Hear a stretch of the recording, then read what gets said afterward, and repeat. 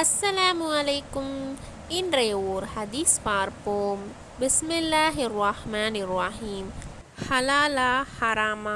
இறை தூதர் ஸல்லல்லாஹு அலைஹி வஸல்லம் அவர்கள் கூறினார்கள், தாம் சம்பாதித்தது ஹலாலா ஹராமா என்று மக்கள் பொருட்படுத்தாத ஒரு காலம் இனி வரும். அறிவிப்பவர் அபூ ஹுரைரா ரலியல்லாஹு அன்ஹு. நூல் புகாரி 2083. விளக்கம்: விஞ்ஞான வளர்ச்சி உச்சியில் இருக்கும் இக்காலத்தில் வியாபாரத்தில் கொடி கட்டி பறக்க வேண்டும் என்பதற்காக, அதிக பணம் சம்பாதிக்க வேண்டும் என்பதற்காக எல்லா வழிகளையும் கையாளுகின்றனர்.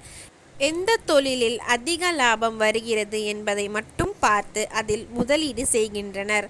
அந்த வியாபாரம் மார்க்கத்தில் அனுமதிக்கப்பட்டதா அல்லது தடை செய்யப்பட்டதா என்பதையெல்லாம் இந்த அவசர கால உலகத்தில் சிந்திப்பதில்லை.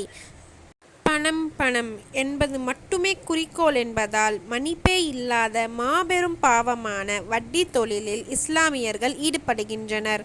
லாட்டரி, மது என்று மனிதனுக்கு கேடு விளைவிக்கும் வியாபாரத்தை சர்வசாதாரணமாக செய்து வருகின்றனர். இவையெல்லாம் உலக அழிவுக்கு அறிகுறியாகும். மறுமை வெற்றிக்கு முக்கியத்துவம் அளிக்கும் நாம் எந்த தொழிலாக இருந்தாலும் அது மார்க்கத்தில் அனுமதிக்கப்பட்டதா இல்லையா என்பதை அறிந்து ஈடுபட வேண்டும். வாஹிர் தாவானா அல்ஹம்துலில்லாஹி ரொப்பில் ஆலமீன். அஸ்ஸலாமு அலைக்கும் வரஹ்மத்துல்லாஹி வபரகாத்துஹு.